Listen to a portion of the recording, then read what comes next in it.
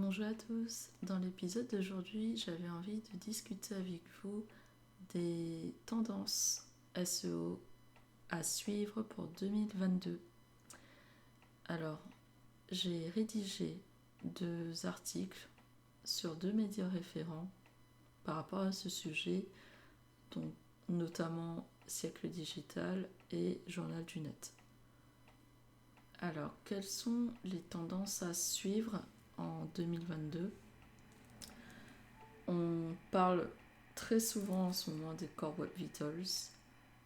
Et donc, effectivement, Google maintenant a mis en place un système pour mesurer 3 métriques. Et en français, les 3 métriques sont la vitesse d'affichage, la vitesse d'affichage, qui se traduit par le largest contentful paint, la stabilité visuelle, qui se traduit par le cumulative layout shift, et finalement l'interactivité, qui se traduit par le first input delay. Ces 3 métriques en fait sont plutôt liées à la convivialité de la page, à l'ergonomie de la page et donc à l'UX de la page. Le sujet lié au SXO, je pense que vous avez déjà entendu parler de ça, c'est le SEO plus l'UX. C'était un sujet qui existait déjà vers 2016-2017. Mais c'était juste des rumeurs, on va dire, où on parlait déjà de l'UX et du SEO. Mais là, ça devient des critères de référencement avec les Core Web Vitals. Et donc, il faut vraiment faire attention à ça dès l'année prochaine. J'allais dire même dès maintenant. Mais l'année prochaine, en 2022, vraiment, je pense que tout site web doit vraiment quand même faire attention à son UX. Et c'est vrai que c'est assez logique parce que on va dire que le site, c'est votre boutique. Nous, on va vous faire le SEO pour attirer du monde sur le site, pour vous donner de la visibilité. Et c'est comme pour une boutique physique.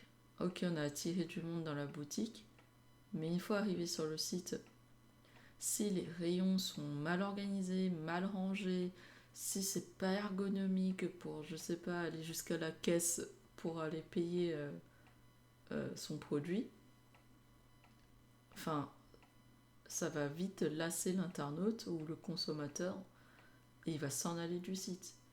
Donc ok, vous avez fait un gain de trafic en termes de visiteurs, d'utilisateurs, mais est-ce que vous allez avoir un gain de conversion?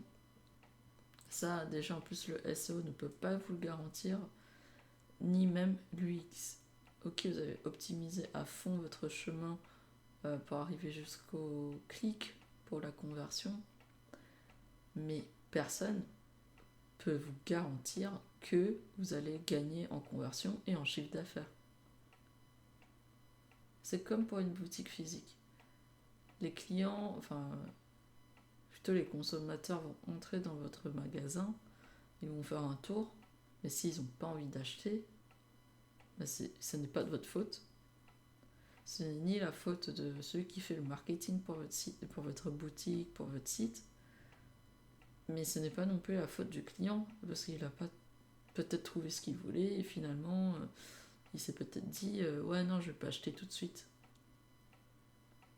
Donc, peut-être qu'au sein de votre site, pour que ça soit plus convaincant, vous devez mettre en place des promotions ou je sais pas, des choses qui argumentent et qui montrent que si votre consommateur n'achète pas ce produit ou ce service, il y a un manque à gagner pour lui, qu'il a certainement ce besoin mais il n'en était pas conscient.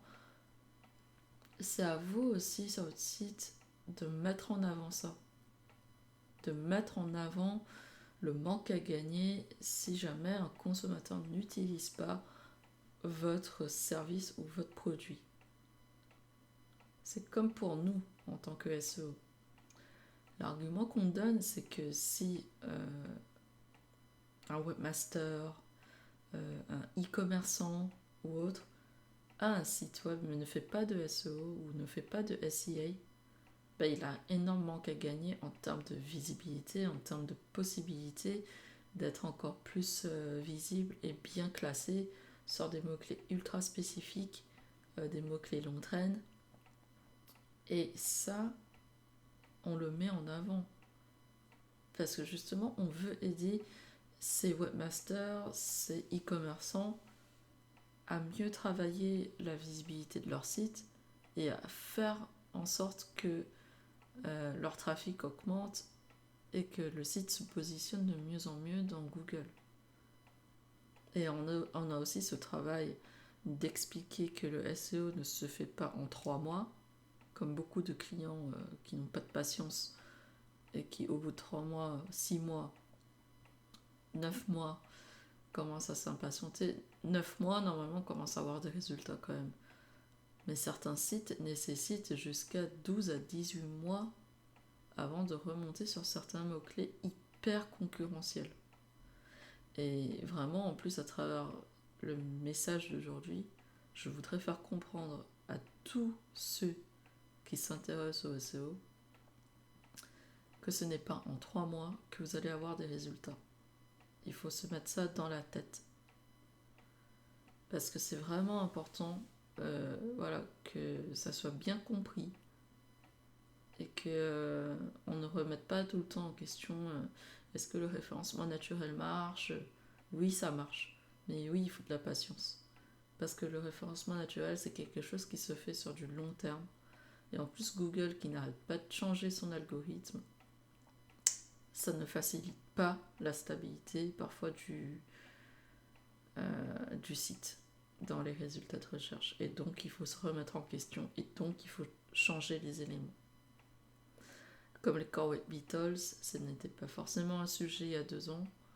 Bah pour 2022, si, ça l'est. L'UX, l'ergonomie, le temps d'affichage, sans parler de tous les autres critères qui sont toujours valables, bien sûr. Le contenu, les temps de chargement, le netlinking, l'optimisation technique du site, le maillage interne, tous ces éléments sont toujours valables. Et là, on nous rajoute une couche en plus avec l'UX. Donc, faites très attention. Optimisez avec patience votre site. Vous allez y arriver. Intéressez-vous au SEO.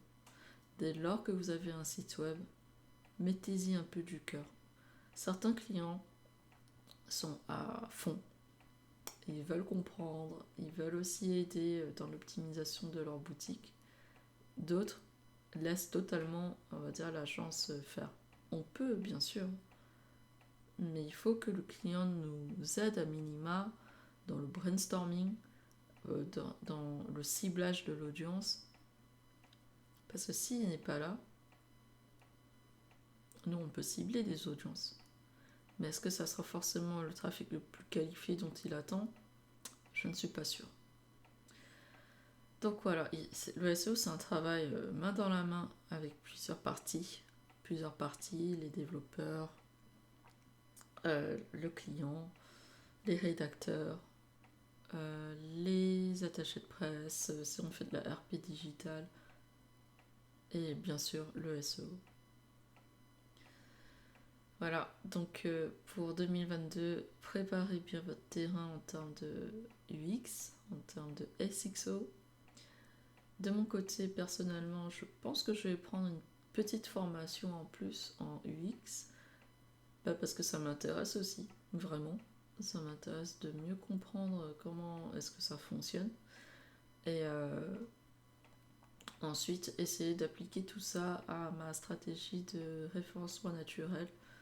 Enfin, ma stratégie, je n'ose pas dire qu'il n'y en a qu'une, en tout cas à mes méthodes pour faire positionner correctement un site web dans Google et dans les autres moteurs de recherche. J'espère que cet épisode vous aura plu. Si vous avez des questions liées au référencement naturel, n'hésitez pas à me contacter. Bon courage à tous!